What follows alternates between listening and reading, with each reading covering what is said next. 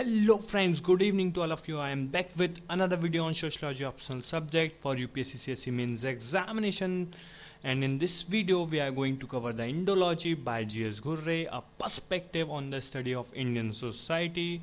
So friend, please do these riyas as it will really motivate me to continue this awesome course for you. Comment and like the video and ask any doubt if you have, and subscribe the channel by hitting the subscribe button below the video as hard as you can.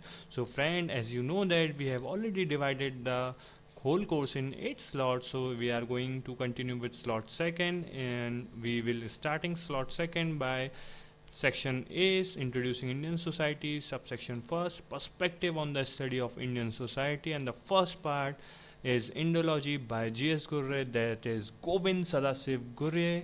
So basically Indology, so literal meaning of Indology is the study of India. Basically first I will little describe about G.S. Ghurye, that is Govind Sadasiv Ghurye. Basically he born on 21 December 1893 and died on 28 December 1983, and he is the second person to head Department of Sociology in the University of Mumbai.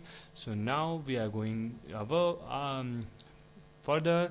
So basically this perspective was introduced by Sir William Jones in 1781 when he established Royal Asiatic Society of Bengal. He believed that ancient mythological text of India is the real account of Indian society. He translated Indian old texts like Vedas, Puranas, Mahabharata, Ramayana, etc. by believing that this book provide the most authentic data and facts regarding Indian society. Hence, Indian society must be understood by the help of its own mythological text, which is known as Indology. Max Muller, Louis Dumont, Barrier, Elvin are some of the Western Indologists. In opposition, another school of Indology was founded by some nationalist anthropologists like Thakkar Bappa, B.D. Sarkar, Iravati Karve, and etc. So, G.S. Ghurye, that is Govind Sadasiv Ghurye, is the most prominent amongst nationalist Indologists, and the NI, that is National Indologists, found that Western Indologists are portraying the wrong picture of Indian society, which is Western colonial conspiracy. Basically, Indo means Indian and logy means study, so that's why it is a study of India. So consciously they are misinterpreting and misquoting the Indian concept for two purposes, that is Western Indologists, basically for to defame Hinduism and to promote Christian missionaries in India.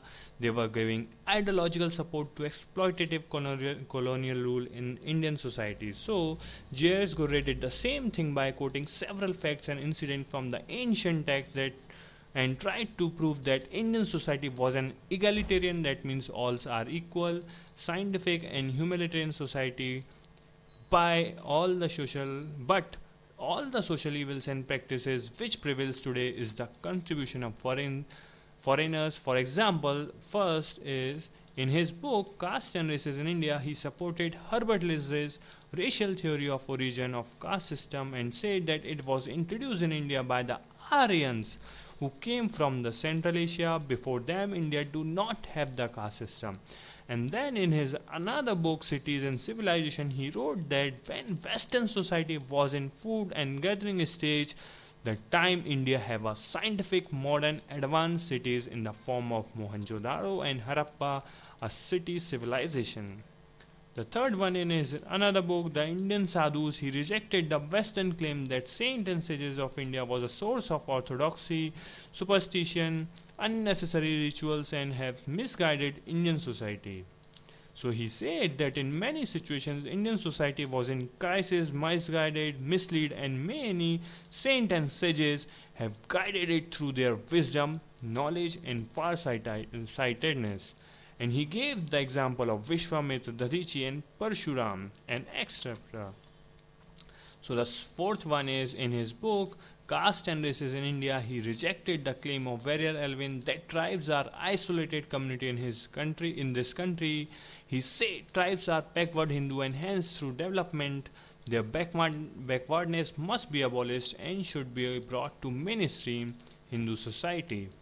To support his stand, he gave example of boatmen, that is Cabot and Sabri, which is in Ramayana, etc., from the Hindu mythology. He rejected Western Indologist view that Indian society is principally unequal, which promote untouchability, social difference, etc., whereas he claimed that fundamentally Indian society is modern, egalitarian society in which inequality was imposed by Aryans and other foreigners. He quoted the example of Ram and Hanuman, Krishna and Sudama, and etc. Now, Ghurye concluded that fundamentally Indian society was based on equality, humanism, rationality, etc., and all those superstition, evil customs, malpractice are introduced and gifted by the foreigners. Hence, the legitimacy of colonial rule is questionable. Now, what are the criticisms of theory? First, the M.N. Srinivas rejected this perspective by calling it text view. Instead, he suggested field view. The source of Indology are very doubtful because these are the literatures and these have gone through many alteration, changes, additions over the period, and hence the facts and data are not reliable. Indology is basically a Brahmical view because these mythology are written by Brahmins, hence their view on society is a perspective of the caste. Indological schools are not objective, value free, and scientific. Their explanation is purposeful and subjective and value loaded, which is against the goal of sociology. Now, the final conclusion of this theory is Indology was introduced by Sir William Jones, but later it is popularized by G.S. Ghurye, David Govind Sadashiv Ghurye in sociology. It takes account the data, facts from the ancient texts to understand and explain Indian society.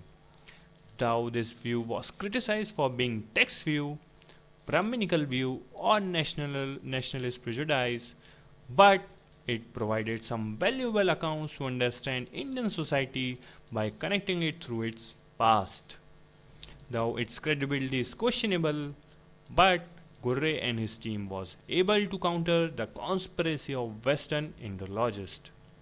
A.K. Sharan said that though objectivity was compromised in Ghurye's Indology, but he gave befitting reply to the conspiracy of Western sociologists. B.D. Sarkar, G.R. Pillai, Iravati Karve, K.M. Kapadia, Thakkar Bappa are some of the another nationalist Indologists who carried forward the legacy of G.S. Ghurye. So friend, thank you for listening me and watching this video, and please do shares, comment and like the video and hit the red button below the video for subscription for more videos and notification. Hit the bell icon. Thank you.